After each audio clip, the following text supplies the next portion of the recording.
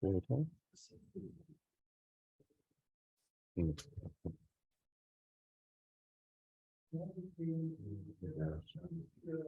aquí está. Ajá, entonces, lo que veíamos en la sesión anterior fue la BDF de Vesolowski, y ya vimos que es muy, muy ingeniosa el uso de la teoría elemental de números de Vesolowski. Eh, Déjenme decirles de que esta está siendo estudiada ampliamente por la Fundación Ethereum, y hay competencias para ver qué equipo puede diseñar el cuadrado más rápido en el mundo, utilizando diseños en hardware especializados para estas BDFs. Hay algunos problemas técnicos porque se necesitan módulos bastante grandes para lograrlo, pero definitivamente es la que más impacto ha tenido hasta ahora en el mundo de las BDFs. Ahora les voy a hablar de BDFs no basadas en RSA. Hay otra más basada en RSA. Francisco, parece que Alex levantó la mano. Tenía Sí. pregunta. Gracias. Sí, hola Francisco, una ¿Qué consulta tal, Alex? ¿Cómo estás? una consulta chiquita nomás. La BDF de Vesolowski se usa actualmente. ¿Cuál es la BDF que más se está usando actualmente? La de él. Bueno, solamente... hay dos. Hay dos ya. ¿Esas dos Sí. nada más se están usando actualmente?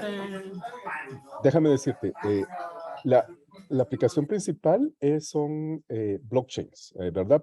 Para lo que decíamos al principio de esta presentación, de protocolo de consenso, que ya no sea el protocolo de consenso por prueba de trabajo, sino que sea por prueba de espacio, que es donde funcionan estas Vesolowski. Si recuerdas, la idea era de que tú guardas en tu disco duro las BDFs y sus soluciones, digamos, es la idea básica, y que constantemente te están preguntando, y si tú las tienes guardadas, puedes dar la respuesta, pero si no las tienes guardadas, entonces tienes que calcularla, y por ser un cómputo tardado, no lo vas a poder hacer, no vas a poder hacer trampa, digamos.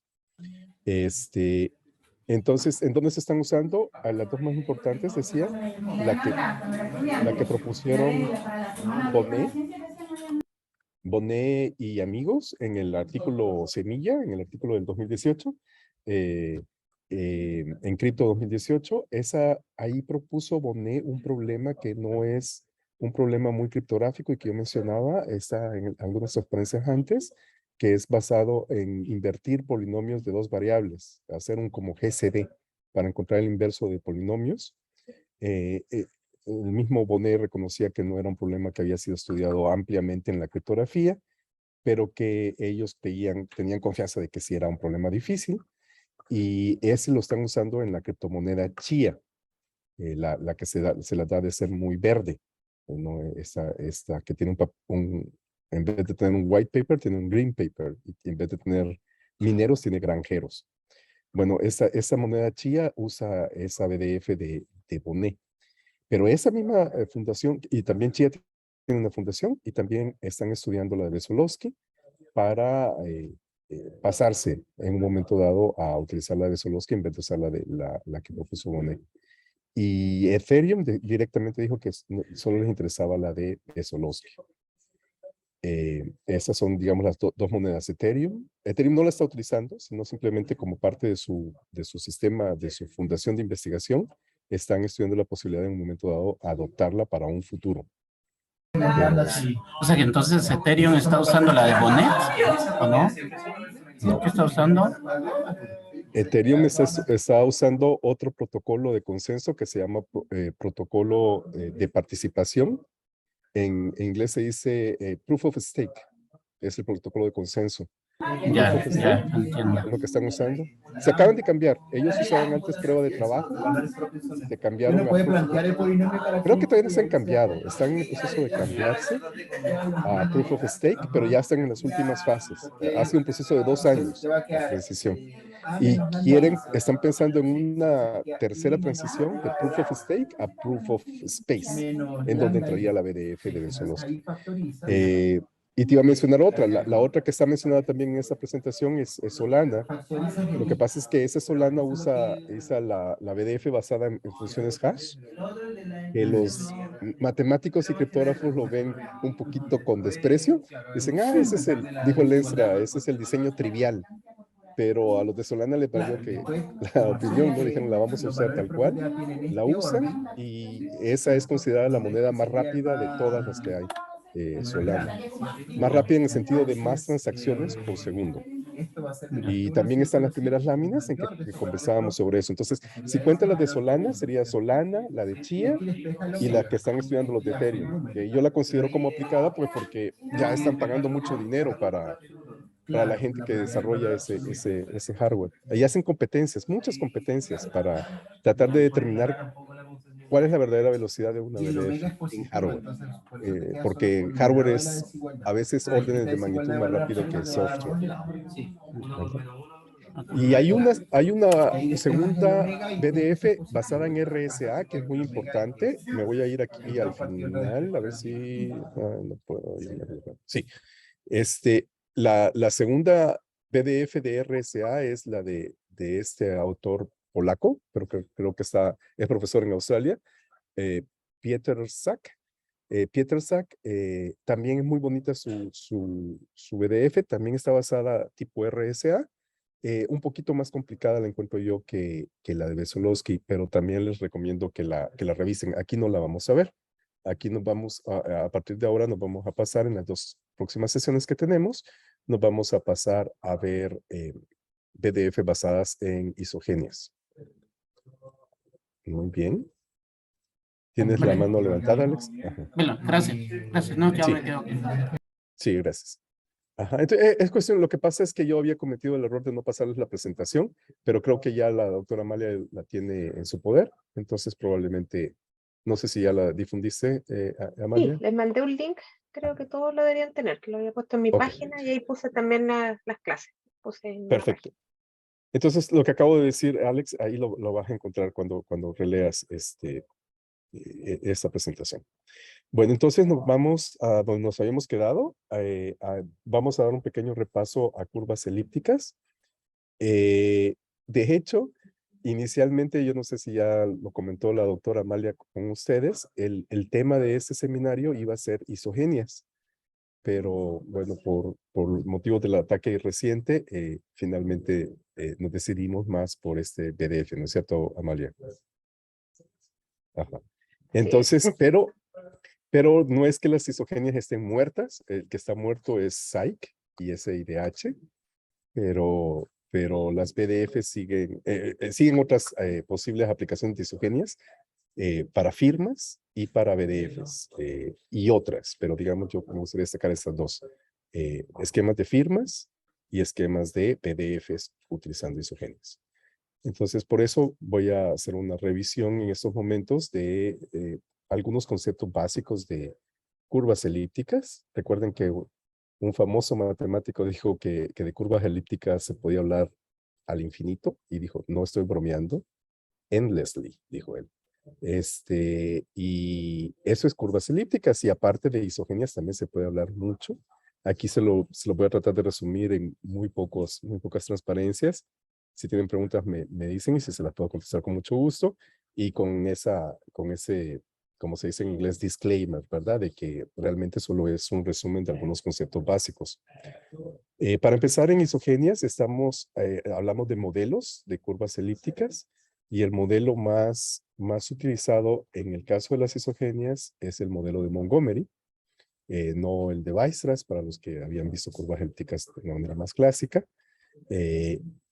Usamos el modelo de Montgomery para curvas elípticas, en el cual las curvas elípticas están definidas por esta ecuación.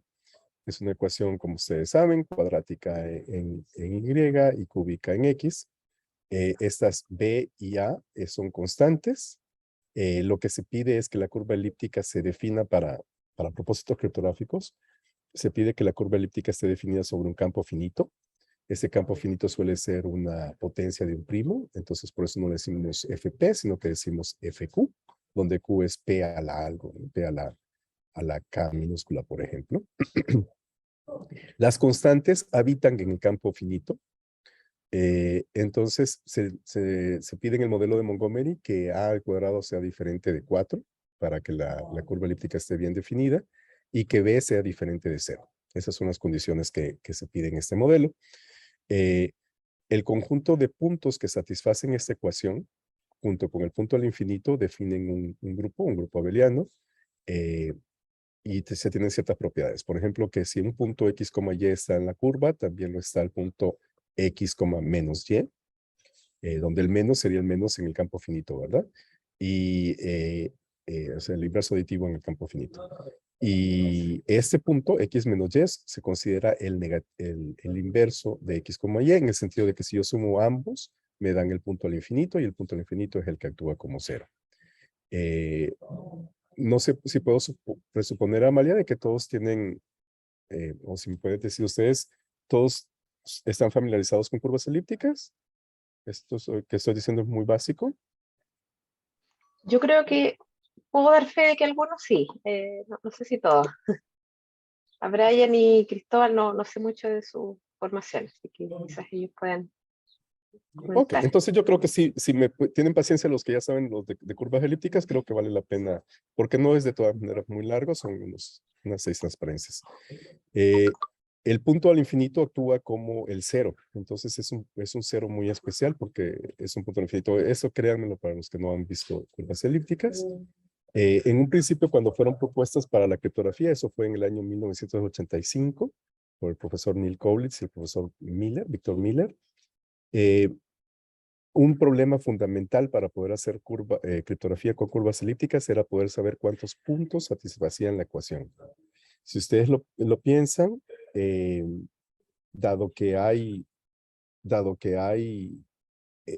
FQ posibles, es decir, dado que hay Q posibles valores para la X, porque, a ver, si pensamos en el campo finito más sencillo, que esto es FP, entonces serían todos los números entre 0 y P-1, entonces tendríamos P posibles candidatos a la coordenada X, que si esa coordenada X, pensando que B es igual a 1, es un cuadrado en el campo finito, entonces nos daría un punto. Pero eso no puede ser cierto porque porque cada vez que encontramos un punto ya sabemos que X, Y es un punto y también lo es X menos Y.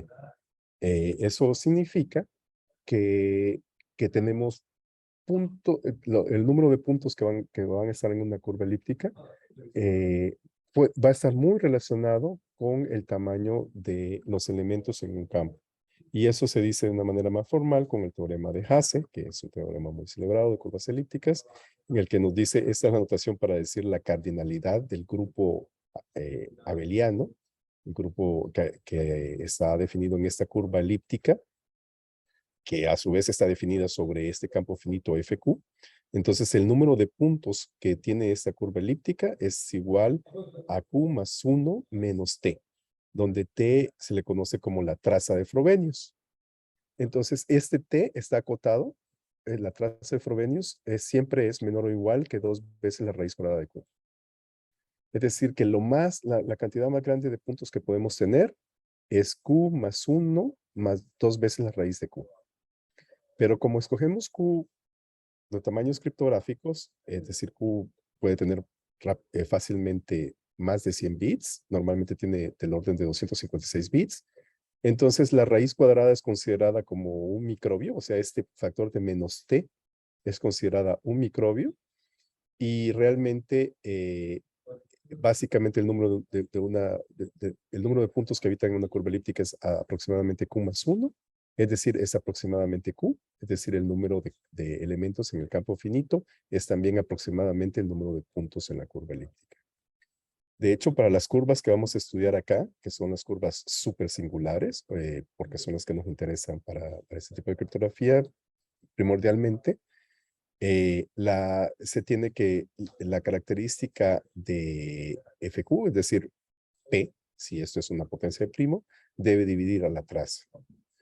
Entonces, eso significa que muchas veces, si por ejemplo Q es igual a P, entonces básicamente esto lo que significa es que el número de puntos de una curva elíptica supersingular en FP es P más 1.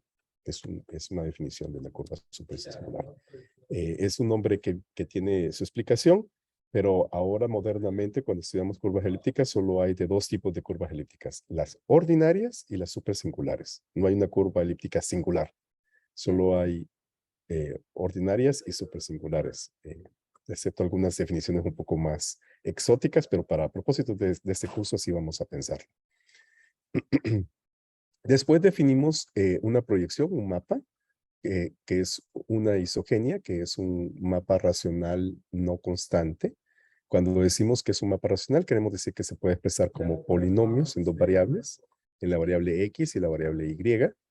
Y lo que nos hace este mapa, esta proyección, esta función, es llevarnos de una curva elíptica E a otra curva elíptica E'. Y decimos que E y E' son entre sí, que ellas dos son isógenas. Las dos curvas son isógenas.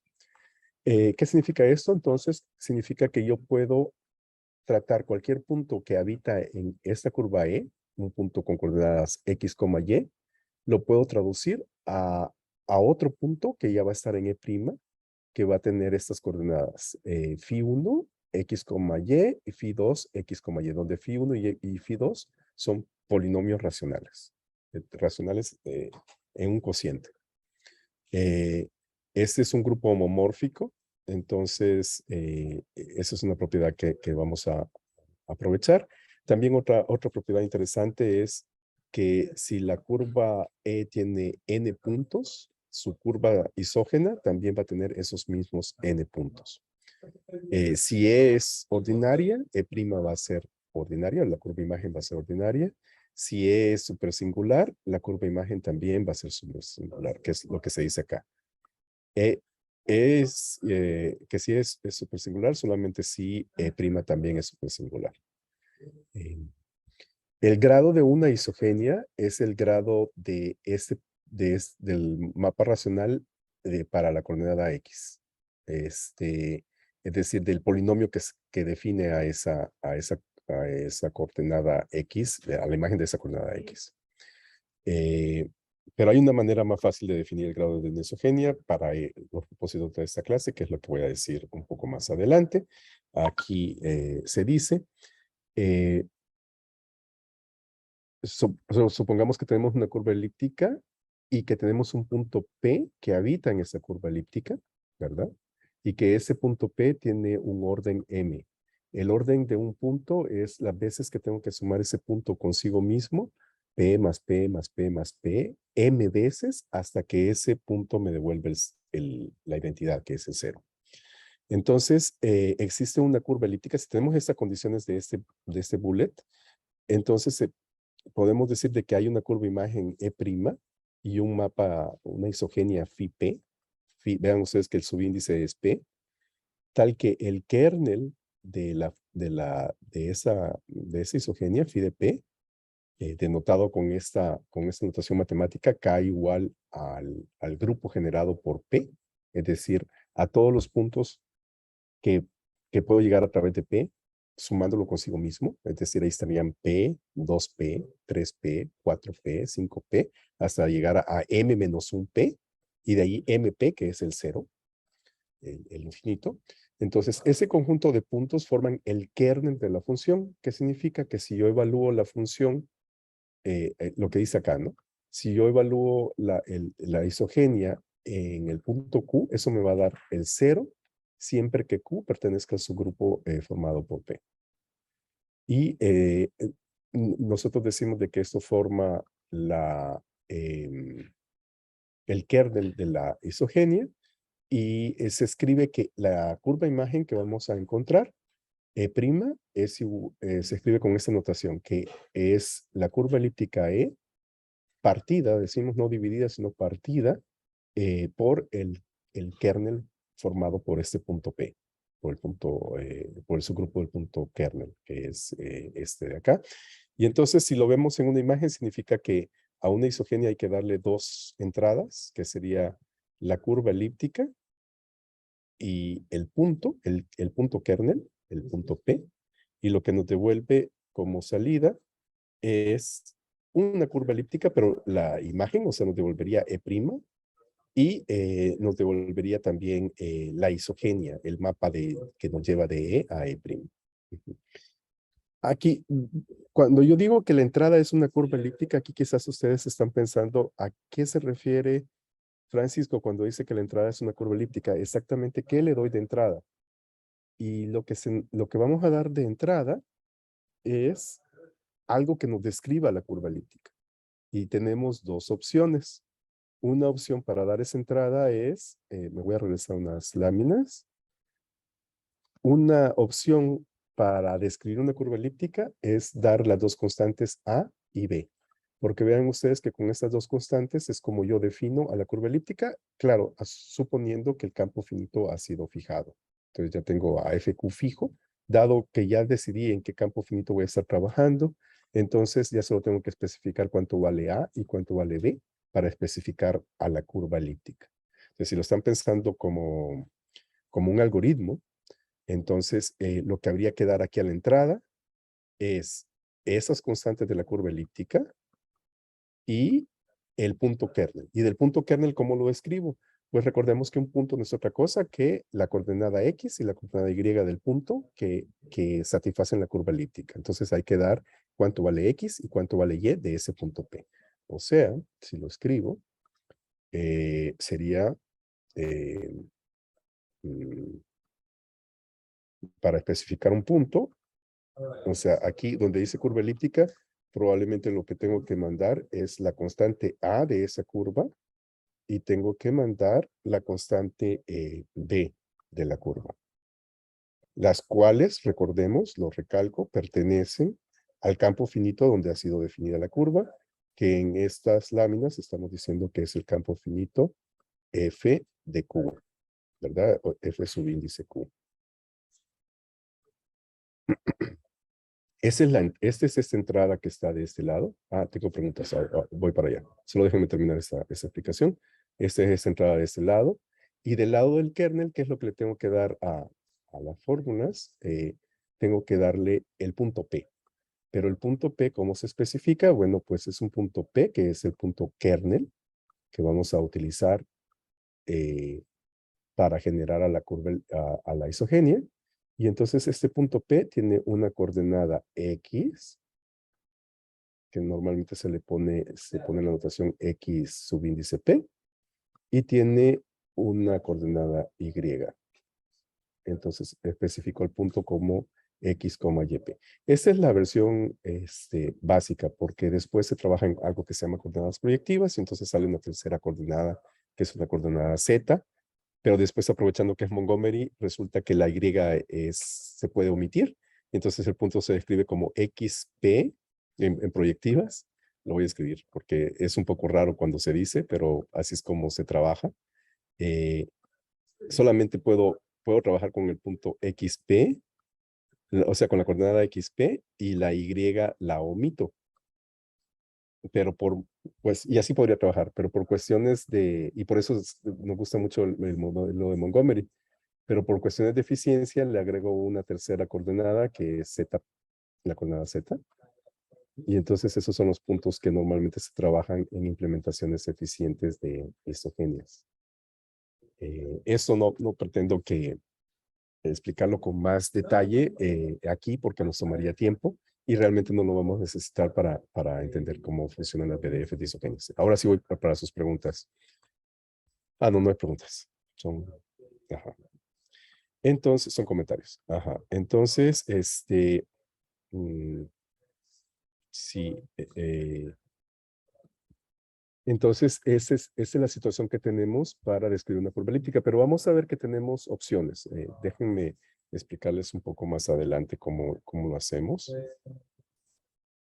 Voy a poner el borrador.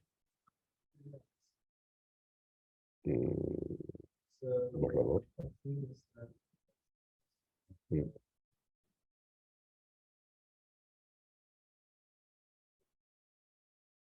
Sí. Entonces, ¿cómo calculamos estas isogenias? O sea, ¿cómo hacemos esa caja que veíamos en la lámina anterior? ¿Cómo hacemos esta cajita que nos encuentra esa curva imagen? Bueno, hasta hace 2 años, la mejor manera que teníamos para calcular esto era utilizando las fórmulas de Belou, un matemático francés que el julio de 1971 presentó unas fórmulas para hacer el cálculo de la construcción de una isogenia y la evaluación de un punto que vive en la curva dominio y que se quiere evaluar en la curva imagen o en la curva codominio.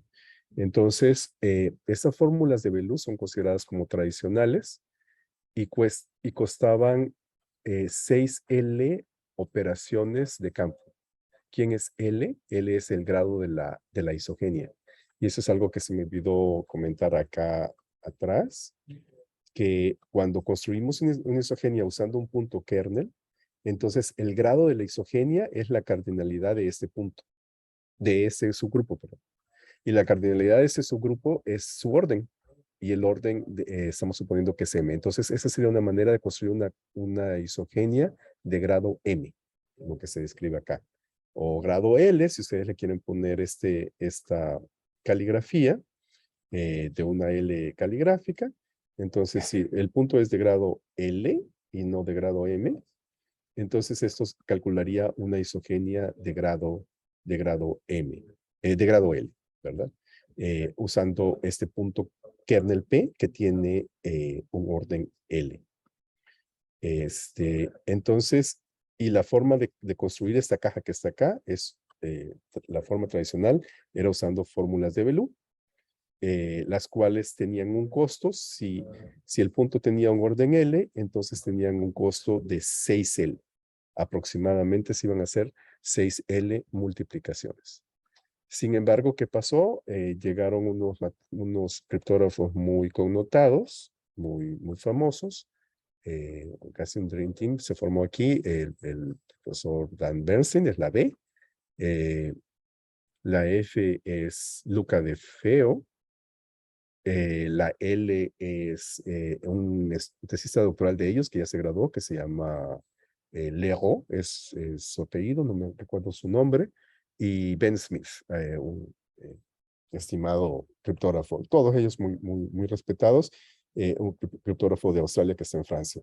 Entonces, ellos sacaron una fórmula para calcular las fórmulas de Belou, pero en vez de tardarse del orden con una complejidad L en el costo de la isogenia, lo pueden hacer con la raíz cuadrada de L. Y lo hacen usando algo que se llama Baby Step, Giant Step Approach. Es una estrategia de paso de bebé y paso de gigante. Sí. Y bueno, esta lámina me la voy a saltar. Esta es la fórmula o la estructura normal de calcular isogenias que utilizamos con Belou tradicional. El Belou tradicional usaba estas fórmulas. Básicamente lo que había que hacer era primero cuantificar los múltiplos de P, y eso se hace con una función que se llama KPS. Con KPS calculábamos todos los múltiplos de P. Esto es lo que se hacía acá, y esto tenía un costo de aproximadamente 3L multiplicaciones de campo. Una vez que se había calculado eso, se usaba como entrada para hacer una función que se llama XISOC. Esta XISOC, dada la constante A de la curva dominio, se encuentra la constante A' de la curva imagen o la curva codominio, usando esta fórmula de XISOC, que no es otra cosa que la fórmula de Belou, para hacerlo. Entonces toma dos entradas, básicamente, esta función de Belou, la constante A de la curva E y las coordenadas de los puntos que habitan en el subgrupo ¿no? En el subgrupo P. En el subgrupo conformado por múltiplos de este punto P, del punto kernel. Entonces eso lo calcula KPS y después se lo da como entrada a XISOC, y X utiliza eso para encontrar A'. Ahorita vamos a ver en la siguiente lámina cómo lo hacen exactamente. Por otro lado, también tenemos otra función que acompaña, que se llama xeval. Xeval, y que tiene un costo de aproximadamente 2L multiplicaciones de campo, lo que hace es toma la coordenada X, vean ustedes que solo toma la coordenada X, eso es lo que significa esta notación, la cual no está en el kernel, porque sabemos que cualquier punto que esté en el kernel, al evaluar la isogenia nos va a dar el 0, entonces eso no es muy interesante, pero cualquier punto Q que habite en la curva dominio, pero que no esté en el subgrupo P, al evaluarlo en la isogenia nos va a dar un punto imagen, ¿verdad? Nos va a dar un punto imagen que es el que vamos a encontrar a través de esta función eval. ¿Ok? Entonces, yo cuando ponía esto en el pizarrón, yo me gustaba hablar de planetas y que creo que también Luca de Feo puso esa analogía. Entonces, imagínense que hay un planeta, el planeta base, el planeta Tierra para nosotros, un planeta base en el cual se llama E. Esa sería la curva, la curva del dominio. Y tenemos la curva imagen que es E'. Ok, entonces E tiene muchos habitantes, tiene muchos puntos. Aquí tiene un punto, acá tiene otro punto, tiene otro punto, tiene otro punto, etcétera. Y esta, por el teorema de Tate, va a tener los mismos puntos. Si esta tiene 4, ahí piensen que eso es, van a ser mucho más que 4, ¿no? Pero piensen que tiene 4. La curva imagen también va a tener 4. Y lo que nos hace la isogenia es hacernos esa proyección. Entonces, agarra cada uno de estos puntos y lo manda para acá, ¿no? Lo manda para un punto en la curva imagen. O sea, aquí, por ejemplo, este podría ser el punto Q que está puesto aquí en este dibujito. Entonces, ese punto Q es E de Q. No, estamos hablando de puntos que no están en el kernel.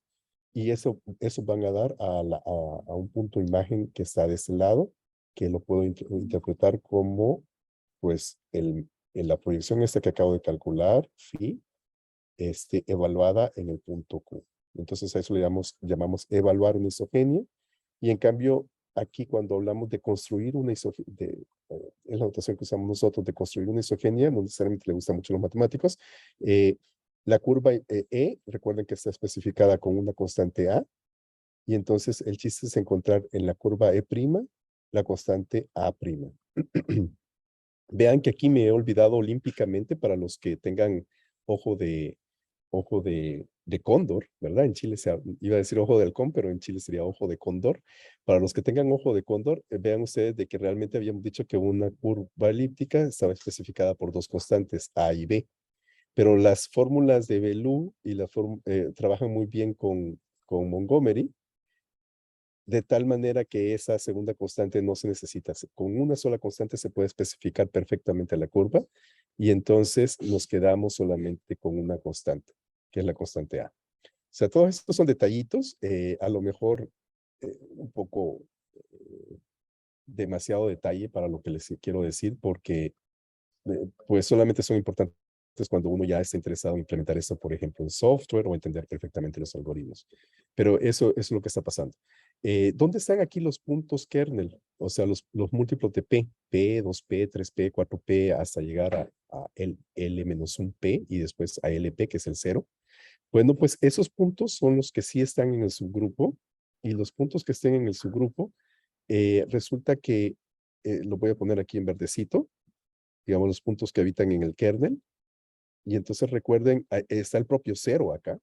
El 0 se pone como un 0 con un colochito, decimos en salvadoreño, o sea, con con un rizo. Todos estos puntos, como son puntos del kernel, cuando yo lo evalúe con el mapa, van a ir a dar a un solo lugar, al 0 de la curva imagen. Es decir, si evalúo este punto P, voy a dar al 0 de acá. Si este es P. Y si este es 2P, va a ir a dar al 0 de acá. Y si este es, qué sé yo, 101p, va a ir a dar acá. Todos los múltiplos de p van a ir a dar hasta acá, hasta que lleguemos a L menos un p.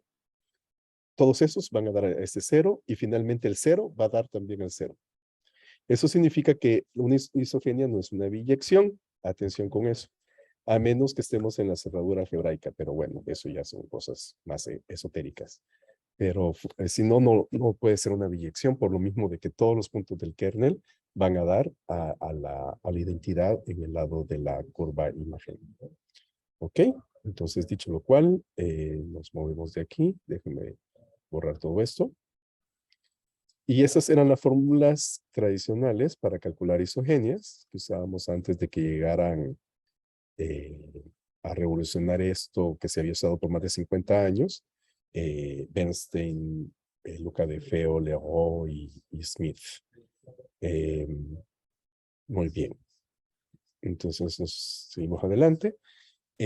Así calculábamos isogenias. Había otro método alternativo para calcular isogenias que aquí no voy a mencionar. Digo, el que no voy a mencionar más bien es cómo hacer esto que tiene complejidad de L, cómo hacerlo que tenga complejidad con la raíz cuadrada de L. Eso no lo voy a mencionar acá. Hubiera sido un tema muy interesante para el otro seminario que habíamos propuesto con la doctora Amalia de isogenias, pero en este caso no lo vamos a decir, sino que nos vamos a ir a otra forma tradicional de calcular isogenias que no era con la fórmula de Belú y que nos va a ser útil para las BDFs y por eso sí lo voy a mencionar. Eso lo voy a mencionar a continuación en la siguiente lámina. Para ello, primero déjenme introducir este concepto que le llamamos el invariante J, como decía un colega mío de México. Muchas veces le decimos el J invariante, ¿verdad? Bueno, mi grupo, pero en realidad dicho en español sería el invariante J. El invariante J de una curva de Montgomery se define de esta manera. El invariante se define de esta manera. Es dada una curva elíptica, que recuerden que una curva elíptica la especifico con A y B, con la constante A y con la constante B. El J invariante de esa curva elíptica está dado como 256 que multiplica a al cuadrado menos 3 al cubo, eso dividido entre a al cuadrado menos 4. Sin embargo, noten ustedes que en la fórmula del J invariante, para curvas de Montgomery, aclaro, brilla por su ausencia la constante B. Por eso es la razón de que en las isogenias ignoramos a B. O si ustedes quieren, consideramos que B es igual a 1. El chiste es que no aparece en la foto. B no aparece en la foto del J invariante, no aparece en la foto de las isogenias y básicamente pues, por eso nos gustan tanto las curvas de Montgomery, por eso hay otras razones también. Son muy compactas. Con una sola constante ya la podemos especificar y su J invariante se puede calcular conociendo solamente una constante de ellas, ¿no? Entonces, el J invariante, si ustedes ven, pues por la definición de la fórmula, dado que A habita en FQ, aquí dice FP al cuadrado, pero es un error de dedo, de cuando esto servía para Psych, pero en realidad aquí hay que decir FQ, ¿no? Este es FQ. JE siempre está definido sobre FQ. No, pero pensándolo mejor, no es un error de dedo porque hay un resultado de isogenias que nos dice que todos los J invariantes de la curvas elípticas, no importa en qué extensión estén definidas, todos terminan siendo isomorfos, dicen los matemáticos, a J invariantes definidos sobre la extensión cuadrática. Entonces eso es correcto así como está escrito. Hay un comentario, es que eso, claro, justo te iba a decir eso, que esa era para las supersingulares. Entonces, si vamos a trabajar con supersingulares, no es error de dedo, como decía. Sí, Sí. Exactamente, sí. Gracias, Amalia, muy amable. Sí, se me estaba yendo eso. Muy bien, entonces, aquí tenemos son como definiciones repetidas, como que las estamos redescubriendo. Recuerden que habíamos dicho que si es supersingular, su propia imagen también es supersingular. Si es ordinaria, su propia imagen también es ordinaria. Bueno, pues ahora con el concepto del invariante J, podemos decir que E y E' son isomórficas si y solo si el invariante de la curva elíptica dominio E es igual al invariante J de la curva imagen E'. Si sus J invariantes son iguales, entonces decimos que las curvas son isomórficas. Y bueno, aquí nos da pie a un nuevo concepto que nos va a ser de mucha utilidad para una de las BDFs que vamos a estudiar acá. Para cada primo L minúscula, piensen en L como un primo chiquito, existe algo que se llama como polinomio modular, que es, por lo menos para mí, una matemática muy mágica. Estos polinomios modulares están definidos en curvas elípticas. Tienen unos coeficientes muy grandotes. Esos coeficientes crecen muy rápidamente.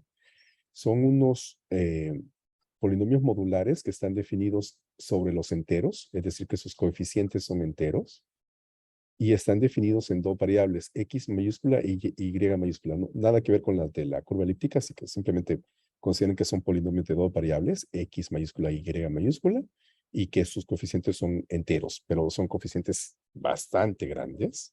A ver si después tengo oportunidad de mostrarles algunos polinomios modulares. De tal manera que el polinomio modular phi de L tiene grado L más 1. O sea, si yo, por ejemplo, me pregunto cuánto vale el polinomio modular phi 2, ese polinomio modular phi 2 va a tener grado cúbico, ¿verdad? Va a tener grado cúbico.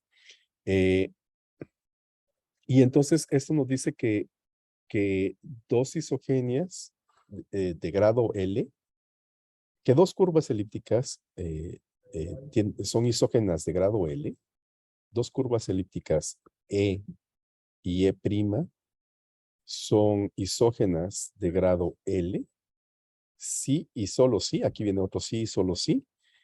Cuando yo evalúe este polinomio modular, sustituyendo la X por el invariante J de E y sustituyendo la segunda variable por el invariante J de E', cuando yo evalúe ese polinomio me da 0 sobre los enteros. Entonces eso es algo, es una matemática muy especial, cómo estos polinomios modulares fueron encontrados y cómo funcionan, pero tienen esta propiedad muy, muy especial. Yo tomo dos invariantes J de dos curvas isógenas, E y E', y yo quiero ver si ellas son curvas isógenas de grado L. Entonces, aplico el polinomio modular phi de L y veo si esto da 0. Si da 0, si son isógenas, y si no, no lo son. Entonces, todas estas definiciones no es que son definiciones como complementarias o algo así, sino que todas son equivalentes unas con otras. Y por eso entonces aquí en esta lámina tienen que pensar ustedes que hay un resumen muy grande de resultados, más o menos, yo diría que al menos desde mi punto de vista, matemática bastante profunda, unos resultados muy profundos, y aquí lo que estamos viendo es simplemente el resumen de esto. Entonces, encontrar una curva isógena de grado L es equivalente a encontrar raíces en los polinomios modulares. Sin embargo, en la práctica yo decía que siempre hacíamos el cálculo de las isogenias utilizando la fórmula de Below. ¿Por qué? Porque estos polinomios, les digo que tienen unos coeficientes muy grandes y rápidamente se vuelven muy como monstrencones, decimos en salvadoreño, así como muy difíciles de trabajar. Entonces, resultaba que no eran muy eficientes, a pesar de que se sabía eso desde hace mucho. De hecho, quizás esta fue la primera manera que sabíamos de calcular isogenias antes de la fórmula de Below en el 71, que con toda seguridad la audiencia de aquí son todos, no habían nacido en 1971, o si ya habían nacido, pues eran unas fórmulas muy viejas, pues esos polinomios modulares son aún más viejos, ¿no? Creo que los primeros fueron descubiertos por Gauss, si no estoy mal, aunque eso tengo que verificar, a ver si estoy correcto. Muy bien, entonces, estos conceptos. Después podemos hablar del grafo de isogenias supersingulares, recalcando de que estamos hablando de curvas supersingulares. Y entonces tenemos los grados de isogenias de grado, el grafo de isogenias de grado L. ¿Qué es eso? Bueno, empezamos con una curva elíptica recordemos, habíamos dicho que una curva elíptica, cada punto acá, cada vértice que ven es una curva elíptica. Entonces, aquí les estoy cambiando la jugada ya varias veces. Había dicho que una curva elíptica E se podía especificar por su constante A y su constante B mayúscula, que así es como se especifica una curva elíptica. Después tachoneamos a la B. Para el caso de las curvas de Montgomery, dijimos no necesitamos a B. Se dice que Montgomery es agnóstico con la B. Entonces solo nos quedamos con la pura constante A para especificar una curva. Pero después vimos que otra forma alternativa de especificar a una curva elíptica no es con la constante E, sino con su J invariante. Con su J invariante, con su invariante J, perdón. Entonces, el J de E también nos da su identidad. Nos identifica una curva elíptica. Es como un ID, digamos. Y entonces aquí se dice que es el J invariante de igual a 1728, que es uno muy famoso. Por eso están en rojo. El 0 y el 128 son J invariantes muy famosos porque han sido muy estudiados y tienen propiedades especiales. Entonces, esas curvas con J igual a 1728, entonces lo que vemos acá es cómo se van formando, digamos que la relación del grafo, en el que aquí este ejemplo es para, no me acuerdo para qué L es. Acá está, Ahí tienes, sí, aquí ahí lo está. tienes, el N igual 2. Sí. Gracias. Una, Sí, una consulta, Francisco. dígame. Este sería el grafo de isogenias en FP cuadrado, ¿cierto? Sí, sí, Con isogenias, gracias. claro. Las isogenias Sí, deberían estar definidas en FP cuadrado. sí. ¿Qué es lo que está diciendo aquí la doctora Amalia? Muy buena la observación, doctora Amalia, gracias. Ajá, aquí P es 103 y su extensión cuadrática es 103 al cuadrado. Entonces aquí estamos trabajando en FQ. En FQ con Q igual a 103 y con P igual a 103, que sería la característica. Y en la extensión cuadrática con esto un 2. Y estamos hablando de isogenias de grado 2.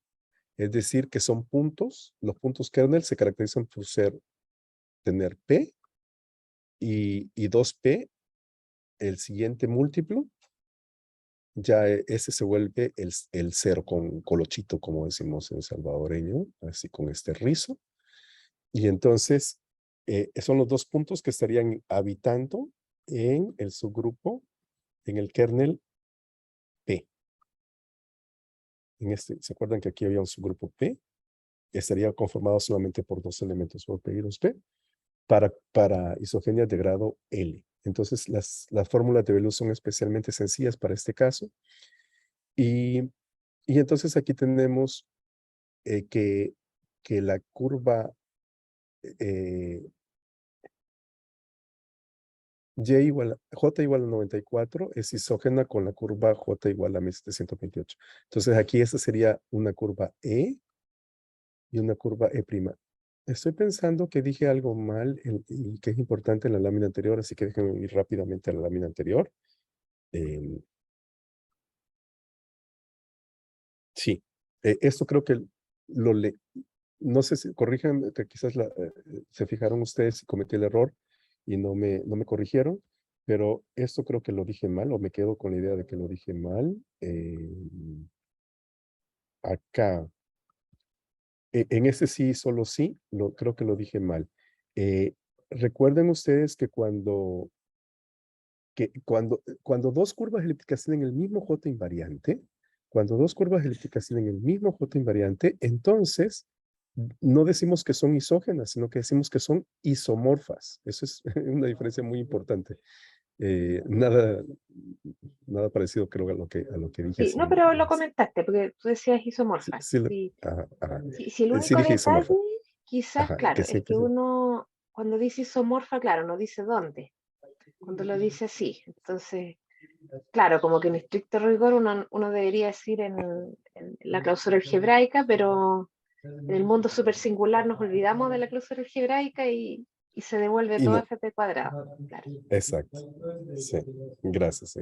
Entonces, haciendo este hincapié, ¿no? Que dos curvas son esencialmente la misma. Aunque tengan una A diferente, la A sea diferente, A y A', si su J invariante es el mismo, entonces ellas son isomórficas entre sí. Entonces decimos que, que el invariante J forma una clase para curvas elípticas, ¿no? Porque todas las curvas elípticas que compartan el mismo invariante J son isomórficas entre sí. Y eso es lo que estamos dibujando en la siguiente lámina. Cuando nos vamos a la siguiente lámina, lo que estamos dibujando acá es las curvas. Cada nodo, yo decía que era una curva elíptica, pero hablando con mayor propiedad, es una clase de curva elíptica. Son las clases que son clases de equivalencia, ¿verdad? Son las clases que son equivalentes porque tienen la misma J invariante. Entonces, todas las AES que me den, para el caso de J 1728 y 0 solo va a haber una.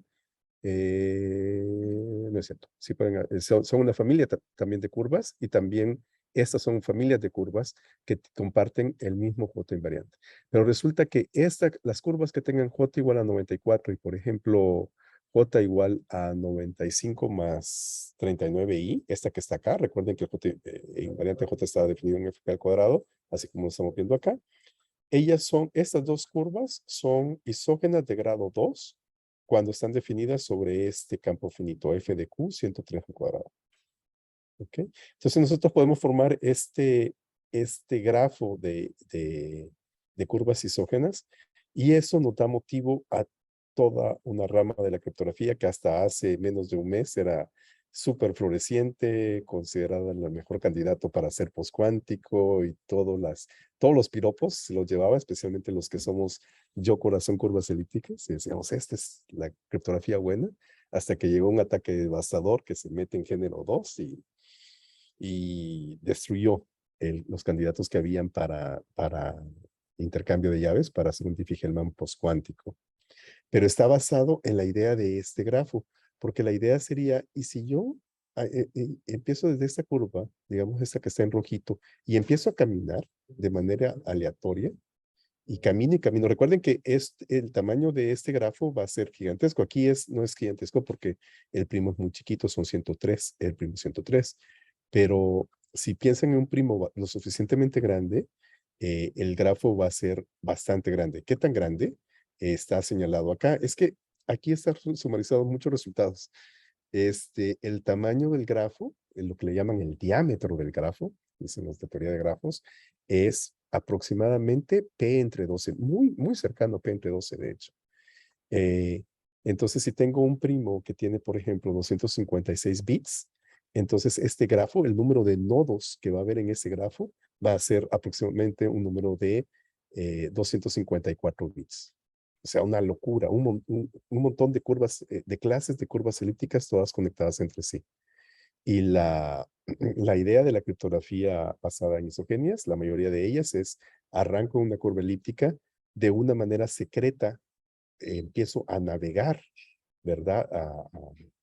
A transitar por este grafo, llego a algún planeta muy lejano, lo tengo que poner en azul porque así está dibujado acá, y llego a algún planeta lejano acá, y esto de alguna manera puede ser, por ejemplo, a veces esta se hace pública, esta E', y si esta va a ser las veces de E, entonces lo que se va a mantener como secreto es esa trayectoria sobre el grafo, cómo navegué yo en el grafo para llegar a esa E', y la trayectoria es el secreto. O algunas veces la curva imagen es la curva secreta, pero lo más común es que lo secreto sea la forma en que llegaste desde la curva dominio a la curva imagen. Y digamos, ese era el secreto en el que descansaba Psyche y ese IDH, y fue completamente destrozado, mancillado y humillado por el ataque matemático de Castrick y de Kroll de hace un mes. Bueno, entonces seguimos avanzando porque le platico mucho y entonces no es tan sustentoso eso. Quiero decir de que es el grafo formado por estas curvas elípticas es muy bien comportado, muy apreciado por los matemáticos porque lo consideran un grafo de Ramanujan, en honor del famoso matemático de la India, en el sentido de que rápidamente se mezclan todas las caminatas de tal manera que se asemeja a, a un grafo generado aleatoriamente, muy rápidamente. Entonces, yo camino en una curva elíptica, empiezo a caminar calculando la isogenia de grado 2 y a la que llegué le vuelvo a calcular una isogenia de grado 2 y otra de grado 2 y así voy caminando. Y si lo hago con un paso moderado, un número de pasos moderado mi caminata, esta se va a ver como una caminata aleatoria. Va a ser difícil poder sacar algún patrón de a dónde voy a ir a dar si yo camino de manera aleatoria una pequeña cantidad de pasos. Entonces, eso es muy apreciado porque entonces el problema se vuelve difícil de resolver aún para una computadora cuántica. Muy bien. Entonces, con eso acabaríamos, yo de una manera muy abusiva, con eso acabaría mi introducción a curvas elípticas y isogéneas. Entonces, es un poquito, pues, a un abuso porque son muy poquitas láminas para una teoría tan intensa, intensa y extensa. Entonces, pero pues nuestro tema principal son BDFs y solo lo vamos a usar como una herramienta para poderles explicar estas isogenias basadas perdón, estas BDF basadas en isogenias, ¿no? Que va a ser el tema de nuestra próxima sesión. Las BDF basadas en isogenias y tenemos dos, una por Luca, Tefeo, Masson, Petit y Sanso, y la otra, una que propusimos Jorge Chávez Saab, Mehdi Tibushi y yo. Entonces le voy a explicar primero esta porque esta es más fácil de explicar. La otra es un poquito más complicada porque va a tener el concepto de snarks, que si se acuerdan ya lo habíamos mencionado un poco en las primeras sesiones. Bueno, dicho lo cual, pararía aquí en este momento porque ya cumplimos una hora. No sé si tengan preguntas o comentarios. Sí, eso. ¿Hay preguntas? Sí. Alex, levantó la mano. Sí, algo chiquito. El grafo es dirigido, el grafo que mostraste. Y sí, es un grafo, es decir, no vas, déjame regresarme. O sea, es bidireccional, ¿no? O sea, decimos que esta clase de curvas elípticas es isógena de grado 2 con esta clase de curvas elípticas. Entonces, puedes pensar que esta es la curva dominio y esta es la curva imagen porque hay algo que no definí, que hay lo que le llamamos una isogenia dual, que si E es isógena con E', entonces existe una isogenia dual, un mapa que me lleva de E' a E. Entonces, pierde sentido decir que este nodo me lleva a este porque también puedes regresarte. Vale, gracias. Con gusto. Sí, gracias por el apunte, Alex, porque ese fue un detalle importante que no lo había mencionado. Sí, no sé si hay más preguntas. ¿Hay más? ¿No? Bueno. Muy si no buena hay tu más pregunta, preguntas. Alex. Te agradezco la pregunta de Alex porque ese era un detalle bien importante. Sí. Que dado la curva imagen me puedo regresar. Sí, ese es un comentario el grafo. Sí. Sí. Bien. Bien. Brian ahí dice Gracias, que Brian. le quedó todo muy claro. Sí. Gracias. Bien, entonces si no hay más preguntas, lo dejamos hasta aquí. Voy a